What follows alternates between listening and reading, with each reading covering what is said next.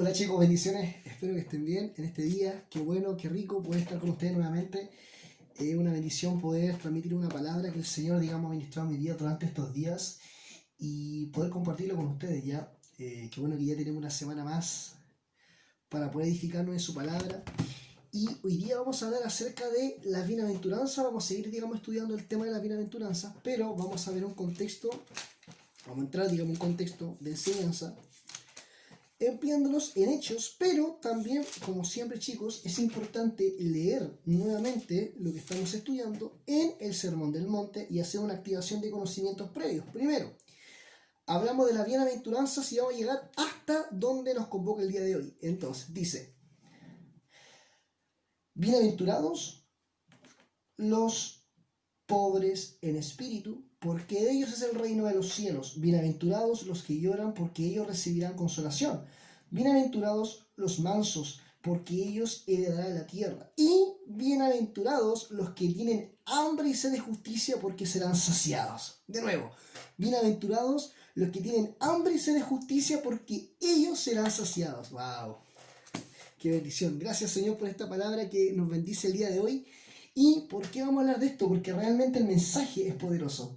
Hablamos de la justicia, ese pasaje generalmente se habla en muchas oportunidades y hoy día lo vamos a tocar en un contexto precioso, porque vamos a hablar acerca de lo que sucedió, digamos, con Moisés y con el tiempo, digamos, de la era de la iglesia, como se puede decir en el libro de los Hechos, porque existen algunas eventualidades que son muy similares, pero vamos a entender en profundidad lo que Dios nos está hablando en esto.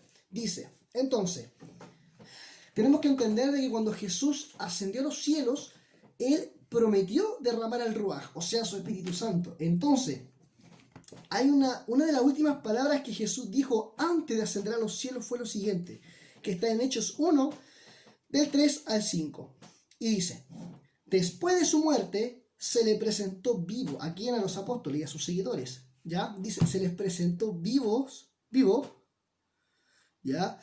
Y con muchas pruebas que no admiten duda, que se desapareció durante 40 días y les habló acerca del reino. Recuerdan que esa es lo que el Señor, esa fue la doctrina con la cual el Señor fue enseñado por los esenios.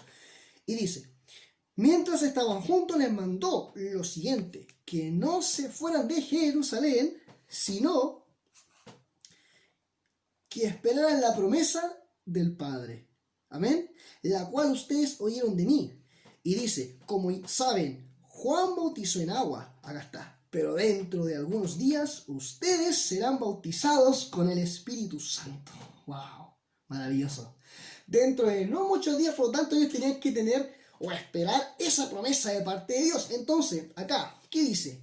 En Hechos, el que acabamos de leer, habla de la promesa del Espíritu Santo y habla de un pacto renovado que lo vamos a entender después cuando empecemos a escudriñar este mensaje. Entonces, esta eventualidad se puede ver en la Biblia en un comienzo, en el libro de Moisés, en Éxodo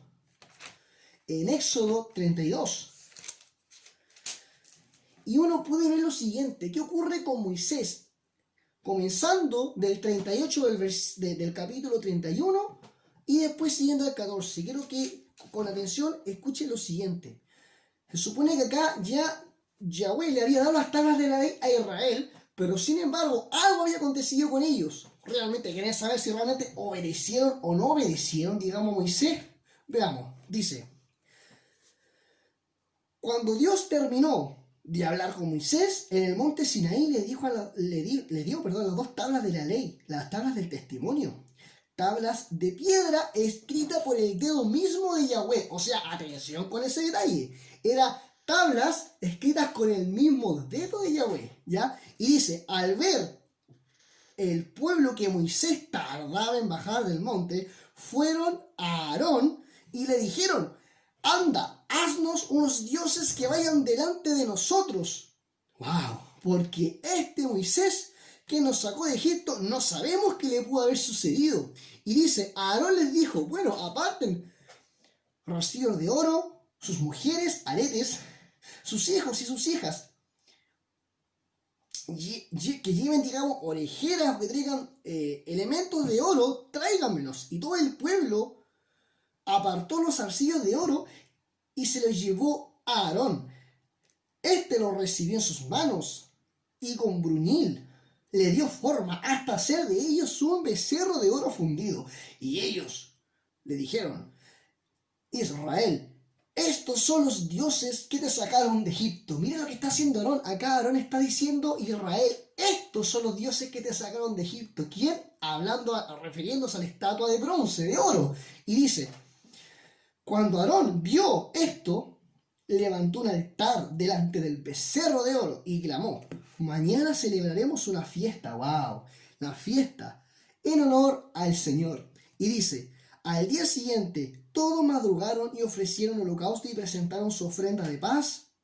Y el pueblo se levantó a comer y a beber y comenzó a divertirse. Y dice: entonces el Señor le dijo a Moisés: anda y baja al monte, porque el pueblo que sacaste de Egipto se ha corrompido.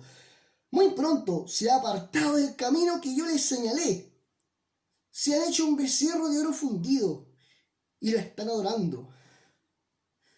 Y le ofrecen sacrificio mientras Israel dice: estos son los dioses que te sacaron de Egipto. El Señor también, Yahweh, le dijo a Moisés: ya he podido ver lo que está pasando a este pueblo dura de cerviz.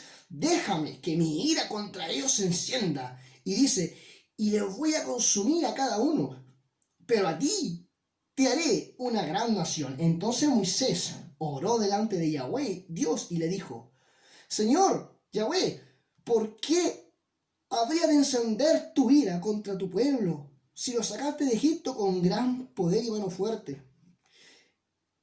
Y diciéndole en el 13: acuérdate de tu siervo Abraham, Isaac e Israel. Wow, no dice Jacob, dice Israel, a quienes le juraste por ti mismo que lo multiplicaré la descendencia de ustedes como las estrellas del cielo, y les daré de toda tierra de la cual he hablado, para que su herencia sea para siempre. ¡Wow! Entonces, maravilloso. Acá, chicos, está hablando acerca de lo que aconteció en Israel, de la infidelidad que Israel cometió con la ley de Yahweh. Entonces, de la ley de Dios. En este libro de Éxodo se pueden, chiquillos, extraer varios comentarios y varias ideas que vamos a desmenuzar juntos. Y dice: primero, hay que entender que cuando Yahweh le dio las tablas de la ley, habían pasado 50 días desde que salieron de la Pascua. Estaban celebrando la fiesta de la Pascua. ¿Cuándo? Cuando murieron los primogénitos, ¿no es cierto? En este caso, degollar a un cordero, ¿no es cierto? Y tenían que su sangre ponerla en el madero de la parte de arriba de su casa para que no entrara el ángel de la muerte que iba a desatar juicio sobre Egipto. Entonces, desde aquel día, de aquella noche, que era el comienzo del otro día, ¿no es cierto? Porque los días para Israel comienzan a las 6 de la tarde, al ponerse el sol, comenzó la cuenta de ese día hasta el día 50. Y el día 50 cayó justo el día en que Moisés iba a revelar la tabla de la ley. Iba a recibir las tablas de la ley de parte de Yahweh, ¿no es cierto? Entonces, ¿por qué menciono esto? Porque esa fiesta se llamaba la fiesta también conocida ya en el cristianismo como la fiesta de Shavuot o la fiesta de Pentecostés. Ahí se estaba celebrando esa fiesta, la fiesta de Shavuot, que es la cuarta fiesta. Entendamos que el calendario de Dios se mueve por la fiesta. Y estaban celebrando la cuarta fiesta de Dios. Entonces, eso estaba aconteciendo. Y también sucedió esto en el libro de los Hechos, donde el día de Pentecostés, en Hechos 2, se manifestó el Espíritu Santo. Y vamos a llegar a eso. Pero comienza diciendo: esta era la fiesta de Pentecostés, que fue una celebración después de 50 días pasado la fiesta de la Pascua.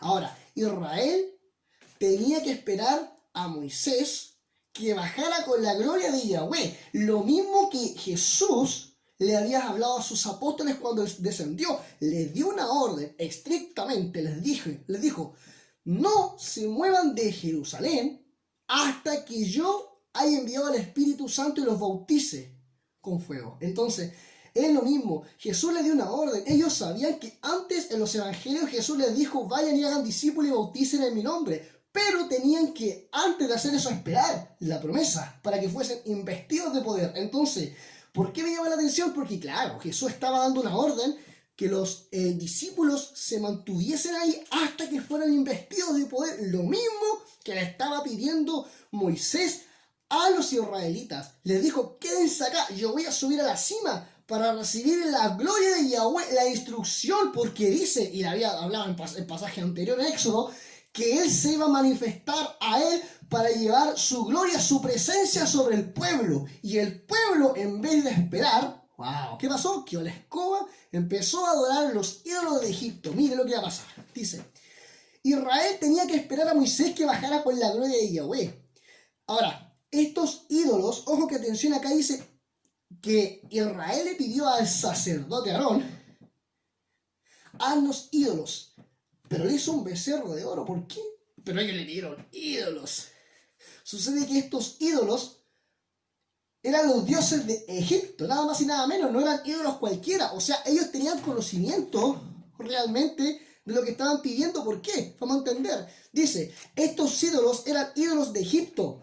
Y ojo, a Aarón los tenía mentalizados desde ya que probablemente había tenido algún tipo de relación con ellos. O sea, no es que de repente, oye, se nombra que inmediatamente Aarón siguió las instrucciones del pueblo e inmediatamente sabía lo que tenía que crear con estos materiales, ¿no es cierto?, con oro. ¿Por qué? E inmediatamente ni siquiera se nombra en la escritura de qué estaba pensando, sino que ya estaba en su mentalidad. Incluso quizás estaba esperando que el pueblo le diera la orden y le dijera, Aarón, haznos ídolos. Quizás en su mente de alguna forma ya había maquinado esa idea, y cuando el pueblo comenzó a decirle, haznos ídolos, él dijo, vamos chiquillos, y empezó, y de forma inmediata, compadre, miércoles, empezó y creó este becerro de oro. Entonces, entendamos que estos ídolos eran dioses de Egipto y Aarón los tenía mentalizados desde ya. ¿Y por qué? Porque probablemente había tenido algún tipo de relación con ellos. Entendemos de que ellos vivían en Egipto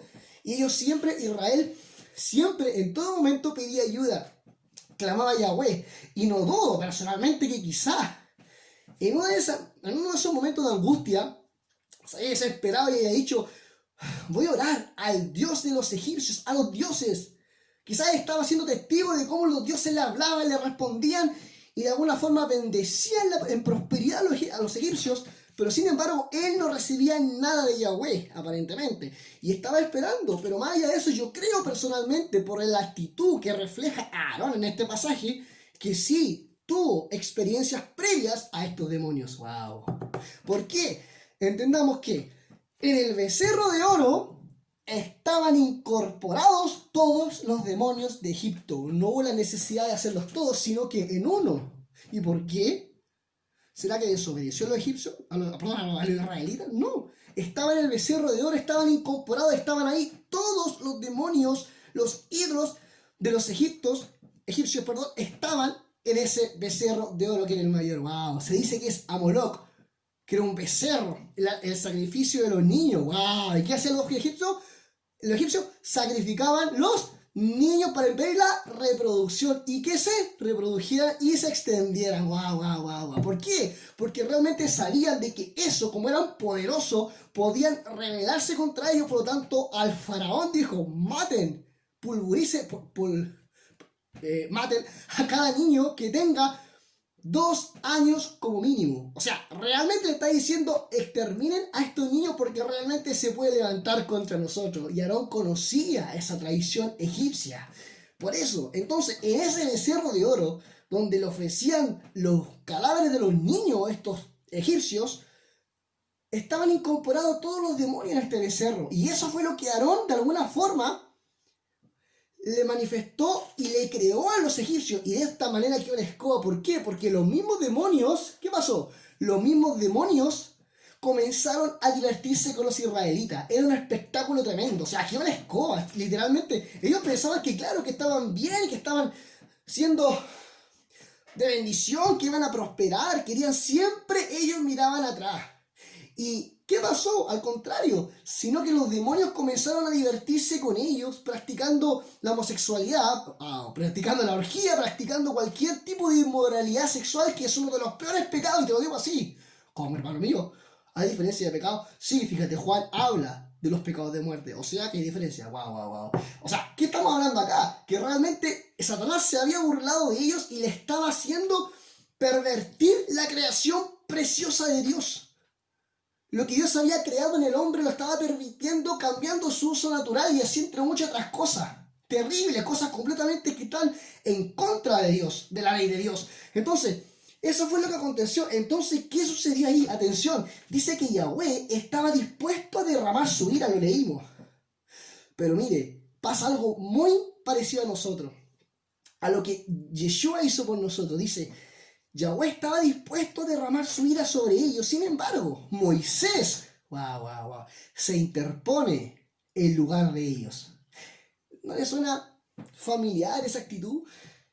Que se interpone o se pone en lugar de los que tenían que resolver la culpa, los que realmente debiesen haber sido pulverizados o haberse llevado la ira de Dios. ¡Wow! Entonces, ¿qué pasa acá? Pasa algo muy interesante. O sea, sucede lo siguiente, dice que Yahweh estaba dispuesto a derramar su ira y sin embargo Moisés se interpuso en lugar de ellos, haciendo mención de qué, de las promesas para futuras generaciones, porque Moisés conocía la palabra y sabía de que su palabra tenía que llegar a futuras generaciones, que la promesa que le había hecho a Abraham tenía que cumplirse en un futuro Mesías y en un pacto renovado. No podía terminarse ahí. Incluso, ojo, Dios siempre a su Hijo, a Cristo, dice que lo exalta por sobre todas las cosas. Y acá dice a Moisés que también yo de ti voy a fructificar, Moisés. Olvídate de este pueblo, yo voy a fructificar de ti. Sin embargo, él, como hermano mayor, como líder, se puso en lugar del pueblo y dijo, Yahweh, no mates a tu pueblo.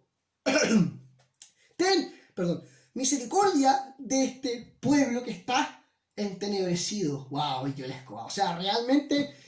Después lo regañó, después rompió las tablas de la ley, pero sin embargo se puso en lugar de ellos. ¡Qué maravilla! Entonces, ¿qué sucede en Éxodo 3, 6? En ese momento, Dios se le revela a Moisés, estoy hablando del pasado. Dios se le revela a Moisés y tiene un encuentro con Moisés. Y en esa revelación que él tuvo, ¿qué pasó? Cuando él se le revela, cuando él de alguna manera se muestra como el Dios de los antepasados, como el Dios de Abraham, de Isaac y Jacob. Se muestra como el Dios de los antepasados. ¿Y por qué era tan importante cuando Moisés iba a subir al monte a buscar las tablas de la ley? Porque en ese momento Dios deseaba revelarse. En un comienzo, en Éxodo 24, del 4 al 8, sucede algo interesante y precioso. Porque quiero que entendamos algo. Cuando se le manifiesta a Moisés o cuando se da a conocer a Moisés, entendamos que le dio la comisión de libera a tu pueblo ahora, ¿no es cierto? Por las películas incluso. Libera a tu pueblo ahora. Entonces, ¿qué pasó? El Dios de los antepasados fue el Dios que conoció a Moisés y conoció el pueblo y ese Dios fue el que los sacó de Egipto. Y el Dios de los antepasados, ¿qué fue lo que hizo? ¿Cuál fue la característica o el carácter del Dios de los antepasados? El Dios de los antepasados de Isaac, de Abraham, Isaac y Jacob, dice que tomó su característica, que tomó lo suyo, o sea, lo que le pertenece, tomó a su pueblo, ¿no es cierto? Lo rescató y sacó de Egipto de la esclavitud lo que era suyo. ¡Wow! No se olvide de ese detalle porque vamos a llegar a una revelación. ¿Cuánto que no es revelación? Chicos, ese es el carácter de Dios, del Dios de los antepasados. El Dios de Abraham, de Isaac y Jacob. En ese momento Moisés y el pueblo, cuando lo sacó de Egipto, era el Dios de los antepasados. ¿Quién es este Yahweh? El de los antepasados. ¿Qué pasa después? Después, cuando le da las tablas de la ley, sucede lo siguiente. Cuando se le revela y le da las tablas, sucede algo precioso. Y esto se ve en Éxodo 24, del 4 al 8. Dice, Moisés puso por escrito todas las palabras del Señor, y por la mañana se levantó al pie del monte y construyó un altar, y erguió 12 tablas o 12 columnas, una por cada tribu de Israel. Dice, luego envió a algunos jóvenes, líderes en este caso de Israel, para que ofrecieran al Señor holocausto, becerros, como sacrificio de paz. Atención, Moisés tomó la mitad de la sangre,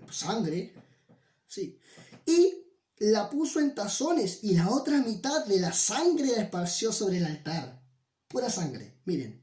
Tomó entonces el libro del pacto, o sea, la palabra, y leyó ante todo el pueblo la Torá, o sea, la palabra de Dios, la ley, la leyó en medio de todo el pueblo. Y dijo, acataremos, el pueblo dijo, acataremos todas las cosas que el Señor ha dicho y las obedeceremos. Esa fue la palabra que Israel le dijo a Yahweh cuando estaba recibiendo la ley. Y dice, luego Moisés tomó la sangre y la roció sobre el pueblo mientras decía, esta es la sangre del pacto que el Señor Yahweh hace con ustedes al darle todas estas cosas. O sea, el pueblo lo roció de sangre. Y eso tiene un significado precioso. ¿Y qué pasó en este momento? Hay que entender que Yahweh, en ese momento, cuando sucedió esa ceremonia que Moisés realizó, lo que acabo de ver, previo a eso, momentos previos, Yahweh se le había manifestado con la ley, le había dado la ley a Moisés. Entonces, ese Dios que conocieron en un principio no era solamente el Dios de los antepasados como lo conoció el pueblo cuando salió. Era necesario que lo conocieran como el Dios de los antepasados cuando los sacó, los tomó de Egipto y los sacó de ahí. Hasta ahí era el Dios de los antepasados, pero cuando en el monte Sinaí, 50 días pasado la Pascua, cuando estaba en el monte, ¿qué pasó? Se le reveló de una manera distinta. ¿Cómo? Se le manifestó. O sea, fue un Dios manifestado. ¿Por qué? Porque le manifestó su ley, o sea, su carácter. Le manifestó la esencia misma de Dios. ¡Wow!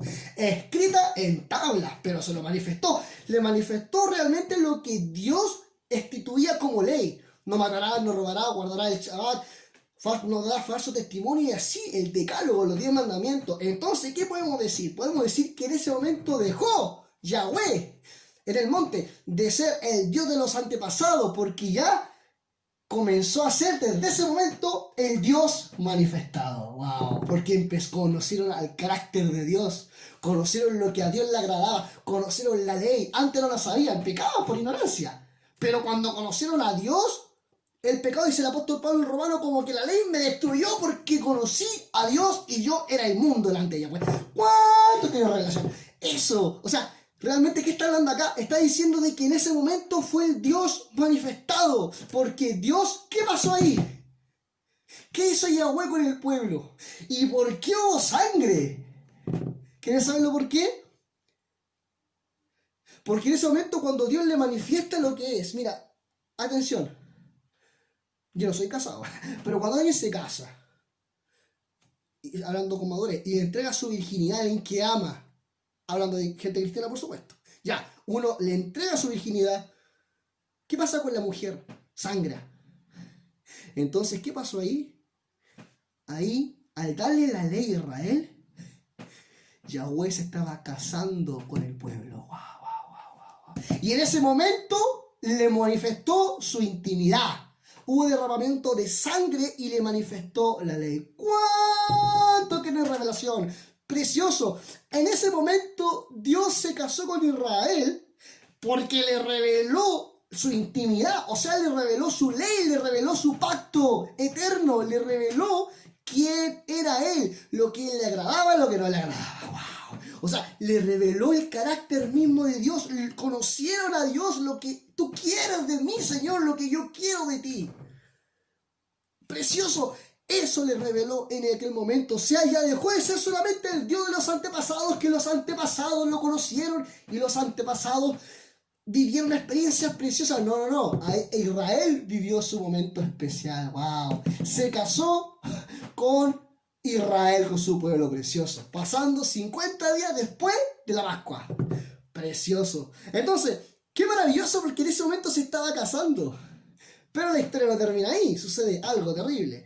¿Qué pasa después más abajo? En Éxodo 32, 17 al 26. En Éxodo 32, pensamos que era una historia linda, chicos, pero algo está pasando ahora. 17 al 26. ¿Ya?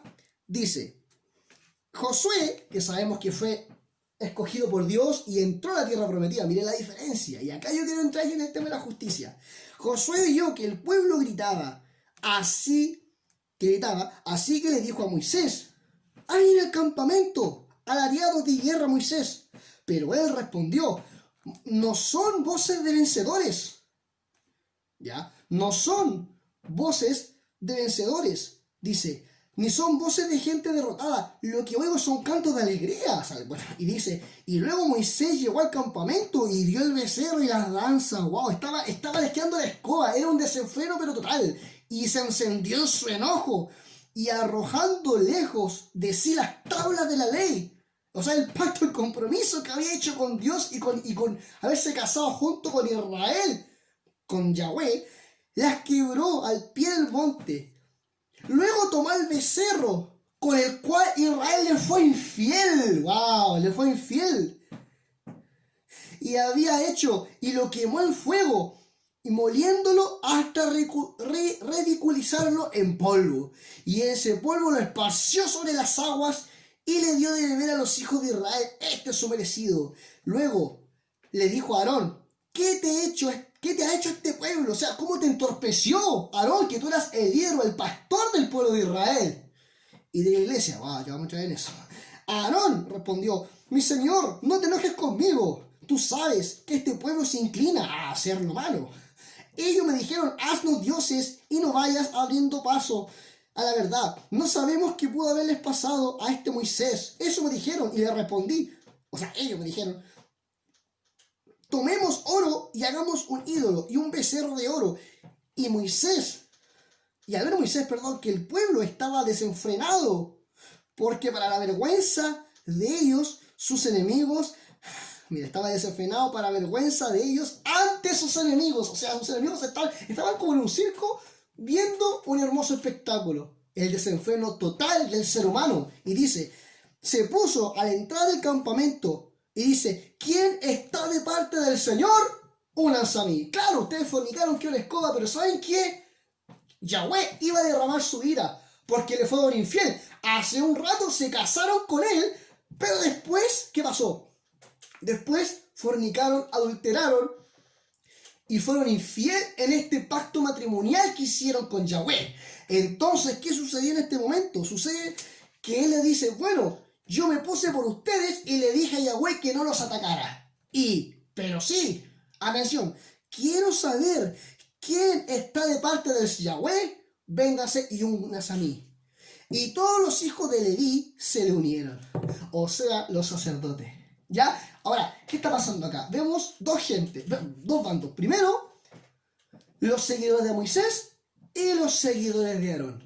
Entonces, muchos siguieron a Moisés, pero la gran mayoría, ojo acá, se fue con Aarón en el sentido de que aprobaron o aceptaron en sí que lo que estaban haciendo estaba bien y que Moisés había actuado mal. Ahí está el carácter de Dios, de un hijo de Dios. Ahí está el carácter.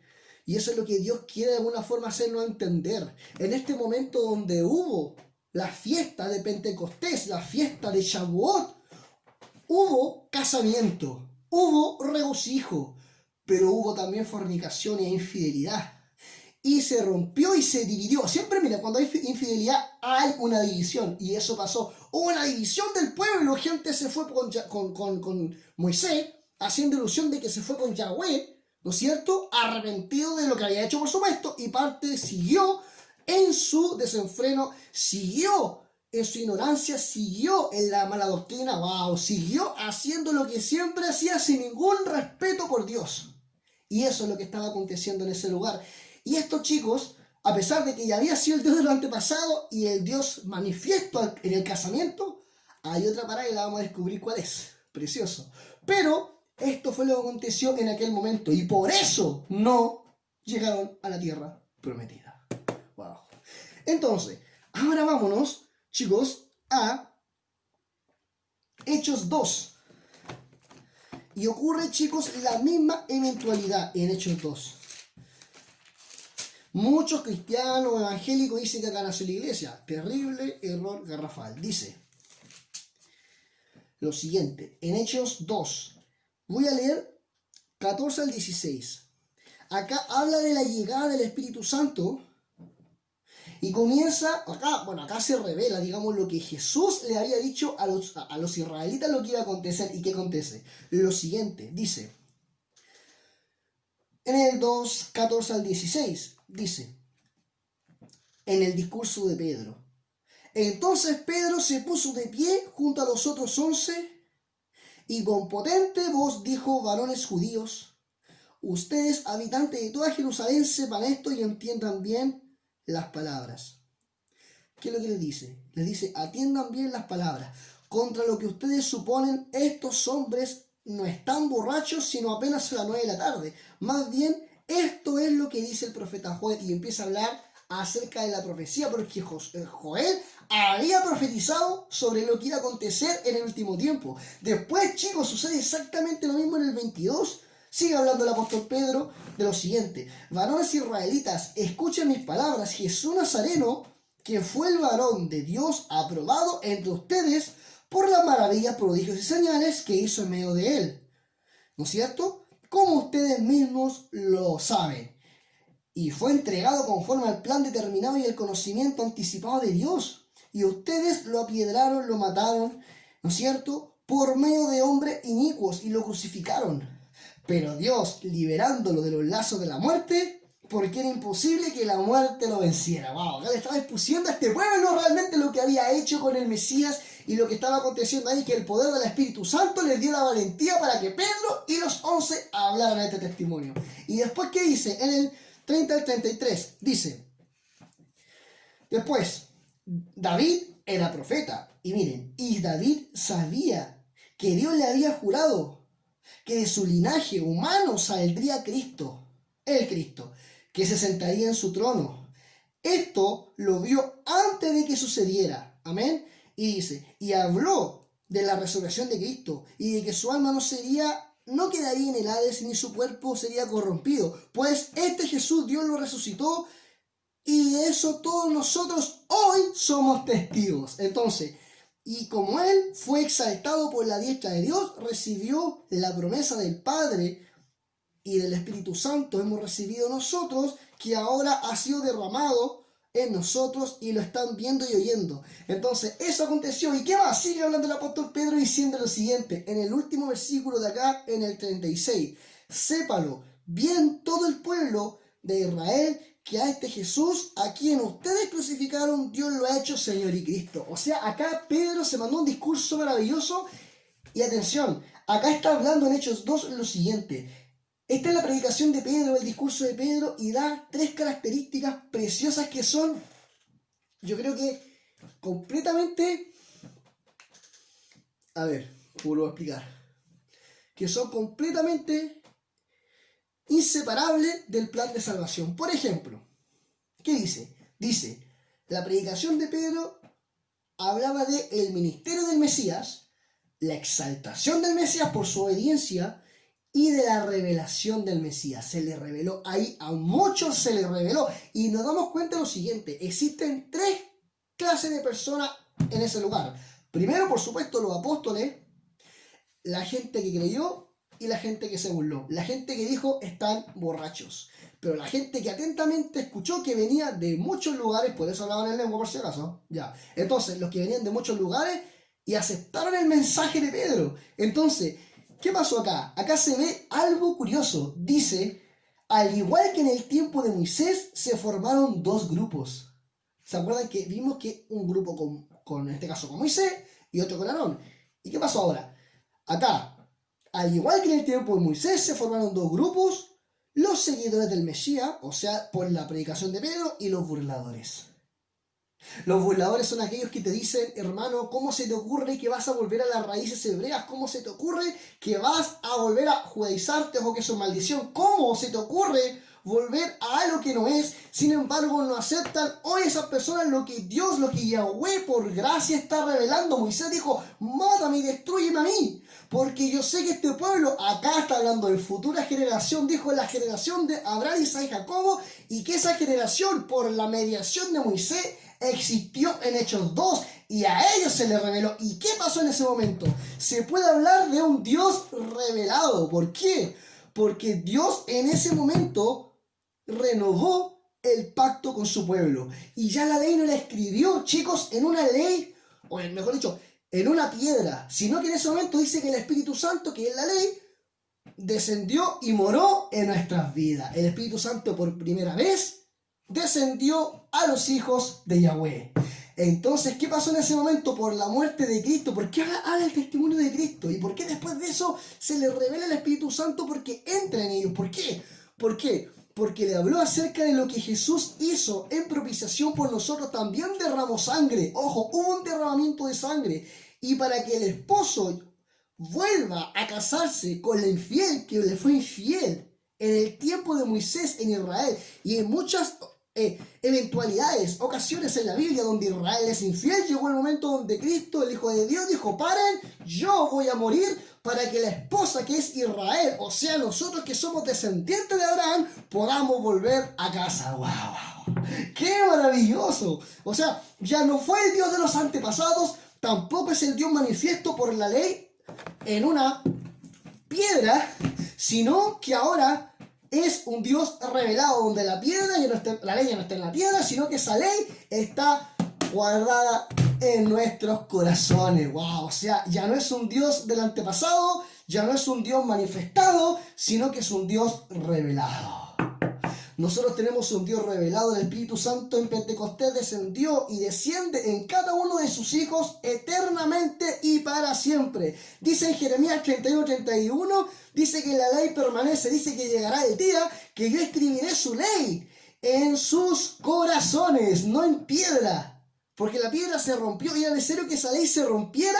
¿Y por qué Moisés hizo otras leyes? Porque esas leyes, las otras que hizo él, de alguna forma eran figura o eran tipo de lo que había de venir. Que esa ley tenía que romperse, era antigua. Pero ojo, no es antigua porque pasó. No, señor, como alguna gente dice que la ley pasó. No, la ley existe, pero ya no en piedra, existe en corazón. El pacto antiguo quedó por ahí descontinuado, dice en hebreo, pero para hacer un pacto no nuevo. El original dice renovado. ¿Y dónde nos renueva? En la revelación de Dios. O sea, en Hechos 2. ¡Wow! ¡Qué maravilloso! Ahí Dios dice que renovó el pacto. Se volvió a casar con nosotros eternamente y para siempre. Porque Jesús dijo: he vuelto a buscar a las ovejas dispersas de la casa de Israel. ¡Qué maravilloso! O sea, eso fue lo que Yeshua HaMashiach hizo por nosotros. ¡Qué bendición! Y en hebreo lo dice, en Hebreos 8:10 y en Hebreos 10:16 lo dice. O sea, vuelvo a mencionar de que llegará el día de que ya su ley no estará escrita en piedra, sino es que estará escrita en nuestros corazones eternamente y para siempre.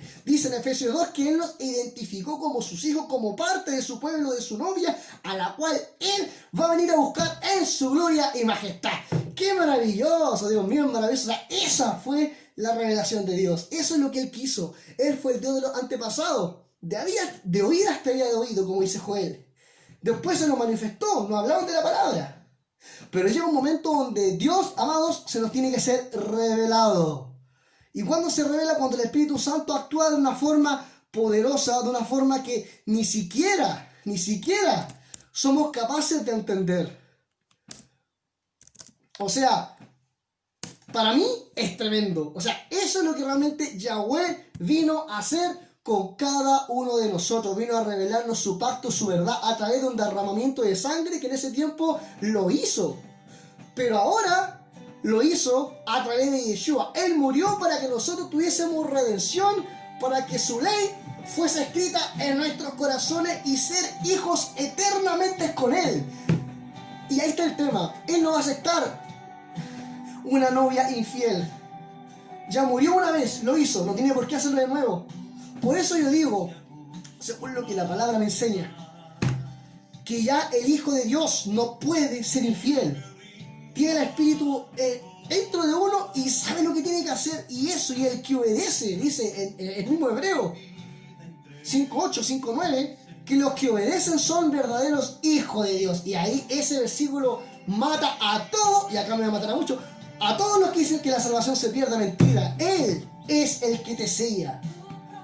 No somos robots, decidimos voluntariamente, pero cuando Dios, con el Espíritu Santo, se nos revela, Él nos sella, nos adopta, nos bautiza, nos renueva, nos mora en nosotros y nos hace nueva criatura. Y eso es lo que Él quiere de nosotros, que le creamos, que vivamos y aprendamos a entender que Él vino a rescatarnos y nosotros le dijimos, Señor, aquí estoy, bendice nuestra vida y queremos servirte. Canta conmigo.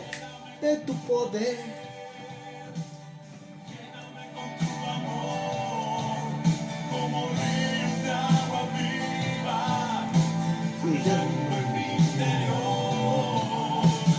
Lléname con tu poder, lléname con tu amor, como ríos de agua viva, fluyendo en mi interior. Padre Celestial, gracias por cada uno que escuchó esta palabra. Ahora hay una justicia, y este es el real mensaje, donde nosotros queremos volver a tus raíces, queremos realmente seguirte a ti, Yahweh, y no ser como ese grupo que se burlaba, no ser como ese grupo que muchas veces se burla porque estamos volviendo a las raíces hebreas donde pertenecemos, que no es judaizar, sino que es realmente volver al lugar donde pertenecemos. Jesús era judío, el contexto era judío, la Biblia era israelita, o sea, todo viene de ahí, hermano. El Shabbat, la fiesta del Eterno, el servir, el entregar, el ir al necesitado, todo el ejemplo que Cristo nos dejó. Hagamos la voluntad de Dios, amados míos, que Dios nos siga bendiciendo y apartémonos de todo aquello que se pueda burlar de la verdad, todo aquello que de alguna forma me tiene cautivado en una atracción que no es, sino que volver a las raíces. Y ojo, ¿por qué dice burladores en Hechos? Porque muchos se van a burlar y van a decir que estás loco, que te estás judaizando, que estás haciendo las cosas mal. No, hermano, sigue confiando en Dios, cree en Él y Él te respalda y te sostiene. Eso es maravilloso. No estemos del lado de Aarón adorando un ídolo, adorando, digamos, a una estatua que quizás ni sabemos, hay un desenfreno en nuestra vida y quizás los demonios se están burlando de nuestra vida a nuestro alrededor. Quizás pensamos que estamos bien, como dice la iglesia de la Odisea, pero eres un desnudo miserable, no tienes idea de lo que estás haciendo. Ve con Moisés, hazle caso a las tablas de la ley que están en tu corazón ahora. Eso es lo que Dios quiere. Dios te bendiga mucho, Yahweh te bendiga, y vayamos, como dice Cristo, bienaventurados los que tienen hambre y sed de justicia, de la verdad, porque seremos saciados. Eso llena nuestra vida, no hay rutina, hay libertad, hay acción, hay gracia. Dios te bendiga.